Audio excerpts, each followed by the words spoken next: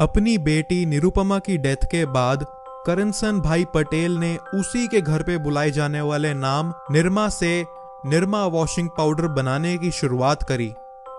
उन्होंने अपनी BSc in chemistry के एक्सपीरियंस के दम पर अपने घर के बैकयार्ड में ही ये वॉशिंग पाउडर तैयार करना शुरू कर दिया था।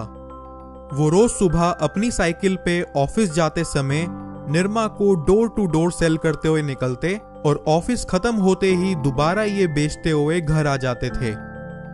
करनसन भाई ने 3 साल इसे ऐसे ही बेचा और इन 3 सालों में उन्हें काफी टाइम मिल गया अपना कंज्यूमर बेस बनाने का और साथ ही साथ खुद को और अपने प्रोडक्ट को इम्प्रूव करते चले जाने का। 1969 में जहां एक तरफ हिंदुस्तान यूनिलीवर का सर्फ 13 रुपए में बिक रहा था, वहीं वो निरमा को सिर्फ 3.5 रुपए में बेचकर मिडिल क्लास लोगों को खुश कर रहे थे। फिर 1972 में उन्होंने अपनी जॉब छोड़कर अहमदाबाद के एक छोटे से इलाके में दुकान खोल ली और यहीं से उनके प्रोडक्ट ने लोकल लोगों के बीच तेजी पकड़नी शुरू कर दी।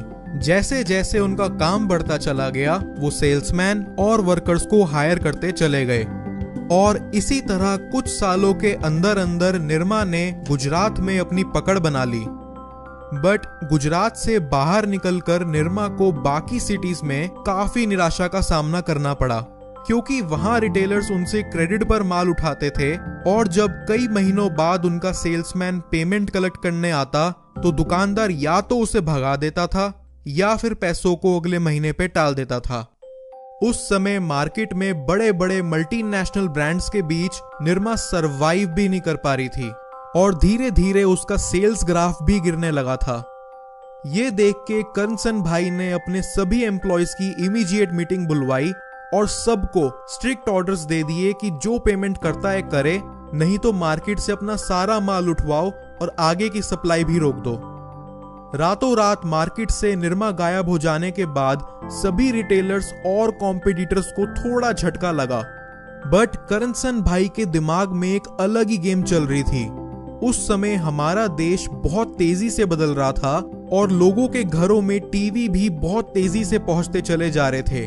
तो जैसे ही उनका स्टॉक मार्केट से वापस आया, उन्होंने अपना सारा पैसा दूरदर्शन पर 1 महीना एड पे एड चलवाने में लगा दिया।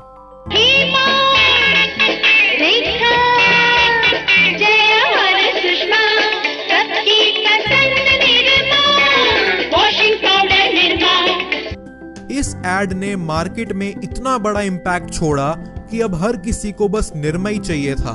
लोग डेली दुकानों पे निरमा मांगने पहुंच जाया करते, पर निरमा कहीं मिल के ही नहीं राजी। दुकान वाले भी इतने दुखी हो गए कि पीछे से निरमा वाले सप्लाई नहीं दे रहे और लोगों की डिमांड पे डिमांड आई जा रही है। करनसन भाई ने फिर से अपनी टीम की मीटिंग बुलवाई और इस बार निरमा की सप्लाई कंटिन्यू करते हुए उन्होंने सबके हाथ में एक टर्म्स एंड कंडीशंस का पेपर पकड़वा दिया, जिसमें मोटा मोटा ये लिखा हुआ था कि अब से निरमा कोई भी माल क्रेडिट पे नहीं देगी, कैश ऑन डिलीवरी करो और चलते बनो।